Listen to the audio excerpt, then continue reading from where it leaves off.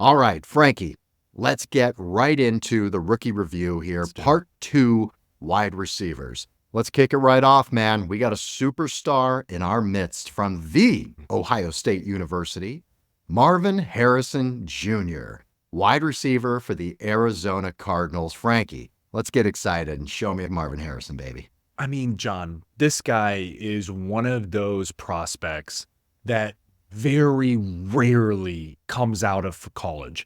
What I mean by this, you have the Justin Jeffersons, you have Jamar Chase, and right, those guys are very few and far between.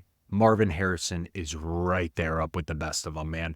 I mean, we're talking about a guy, John, whose dad is not only a Hall of Famer, but was absolutely a wonderful locker room guy, especially from all the stuff that Peyton Manning had said, Dallas Clark years ago for the Colts, so on and so forth.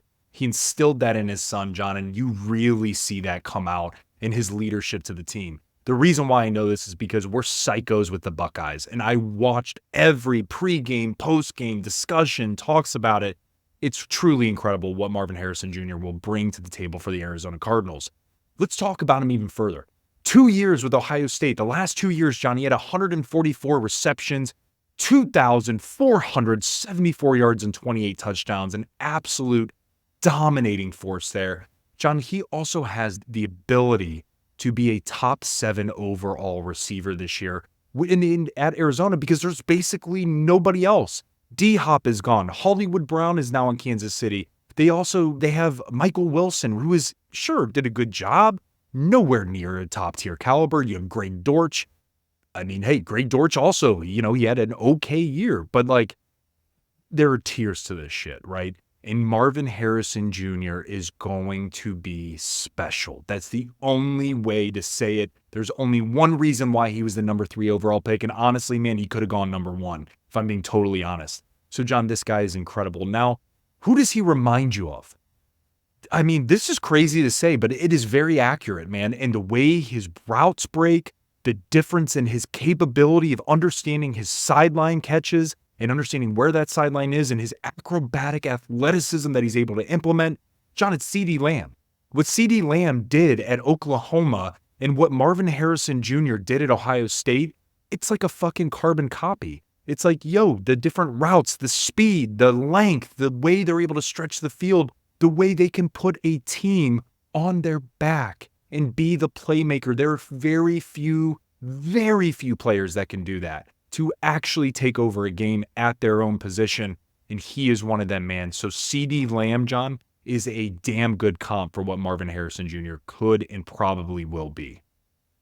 All right, so let's look at Marvin Harrison Jr. here. This is tough, man, because we talked about the rookies before, and a lot of those guys were backups or their rookie quarterback. Expectations in fantasy are fairly low. That's not the case with Marvin Harrison Jr. Expectations are super high. It's sky high here. I mean, here's a rookie who's never taken a snap in the NFL. He's being drafted in the back of the first round, early second round, going off as roughly wide receiver 10. All right, that's interesting, man. So, I mean, you're looking at anchoring potentially your team on Marvin Harrison Jr. So let's talk about that. I mean, you're in the back end of the draft here. You've got the big receivers going here with CeeDee Lamb, Tyreek Hill, Jamar Chase, Amon-Ra St. Brown, Justin Jefferson. But once we get down into that back end of that first round, beginning of the second round, you're going to be looking at making a decision here. You've got A.J. Brown, Garrett Wilson, Puka Nacua, Devontae Adams, Chris Olave, and Marvin Harrison Jr. Where are you stack ranking Marvin Harrison Jr.? You're on the clock. You're on the back of that round, the beginning of the second. You're looking at those guys. What's going through your head? Those are some big names, man. Those are huge names, John. And these are guys that have proven that they can take over the league, not just the team, the league. For me, man, it's A.J. Brown. The next guy out of that, you don't look elsewhere. It's A.J. Brown outside of the 5-6 that you had mentioned receivers. Okay, then for me even, there's the Garrett Wilson and the Puka that you mentioned there. And that to me is, that's still a bit up in the air. Is Puka a one-year flyer? I don't think so. I think the world doesn't think so. But I'm just saying, could that be something that, right, you're anchoring your fantasy team on? Do you need to be aware of that potentially? Garrett Wilson, we have been foaming at the mouth to see this dude play with Aaron Rodgers. So still, kind of TBD, but I definitely think he's up there. John, for me, man, here's how I would evaluate this. Let's talk 12-man league, okay? You're having 11th or 12th overall pick. I am not picking Marvin Harrison Jr. in the first round. Guys, there's no way I'm willing to do that. And it's not because of him, it's because of me. What I mean by that is I'm not willing to risk anchoring my entire team off of a rookie. Now, let's just put it in perspective.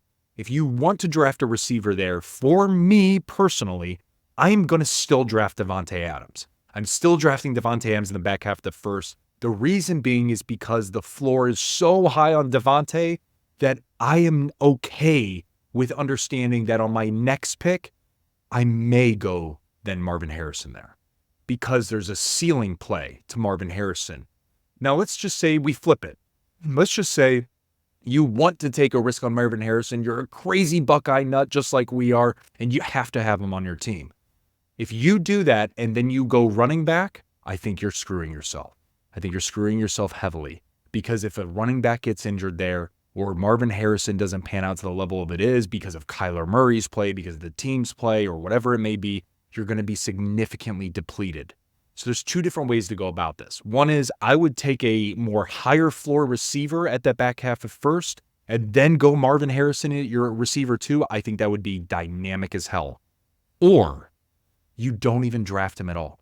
And what I mean by this is you go running back. You have the capability to go Jonathan Taylor and come back and go Saquon Barkley. And if something like that happens, guys, then you can start filling in receivers like crazy from that point.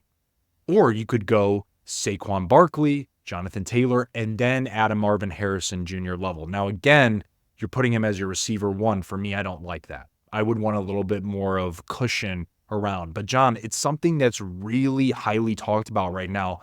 And to be honest, there's a lot of debate around it. There's a lot of people that are like, Marvin Harrison is our guy. He's going to get 1 million targets. There's nobody else. Arizona's creating the offense around him. They bolstered the offensive line. They got Trey Benson as a running back to help out for the pass catching capability. There's only arrows pointing up. But the practical side of things is that he's still joining a shit team. They're in a really tough division in the NFC West, right? We've seen this transpire. The Seahawks defense is very good. The Rams defense is back to being good. We already know about the 49ers, and you got to play all of those teams twice. So there's all these other elements that come into play. So for me, it's all about the strategy that you want to choose to implement. You can go 0 RB and rock it out with Marvin Harrison. You could go hero RB and say, I'm going to put Marvin Harrison to the side. It's your choice. For me, I'm going one of those latter routes. I'm definitely taking A.J. Brown. I'm definitely taking Garrett Wilson before him. And I think I'm going to take Devontae Adams before taking Marvin Harrison because of that security. We know Devontae Adams is a stud regardless of quarterback. And I think Devontae Adams has two quarterbacks that can both get him the ball. I don't care if you're starting Aiden O'Connell. I don't care if you're starting Gardner Minshew. I think both of them are going to be able to get the ball to Devontae Adams. So I think he's a less risky play. But you're right, the ceiling for Marvin Harrison Jr. is so high.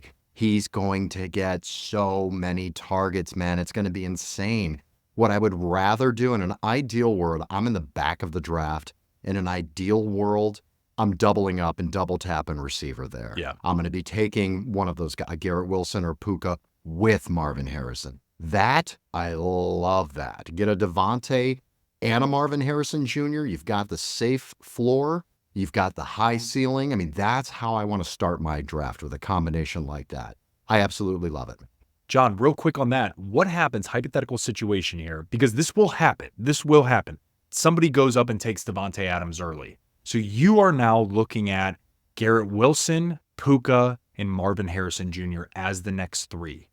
What are you doing if you're sitting at 12 on the back-to-back, knowing you got back-to-back here, you got 2 out of 3 to pick from? Who would you end up choosing in that perspective? Are you going to take that of Marvin Harrison with a high ceiling? Or are you going to take Puka, who just destroyed a 1,400-yard season, set all the single-season records, and then Garrett Wilson finally with Aaron Rodgers? What would you do in that situation? There's risk for all three of those guys. Yep. I mean, Garrett Wilson, we know he's an insane talent. We've seen him go absolutely nuclear. But yeah, it's all riding on Aaron Rodgers' health. I mean, yeah. it's all riding on Aaron Rodgers' health.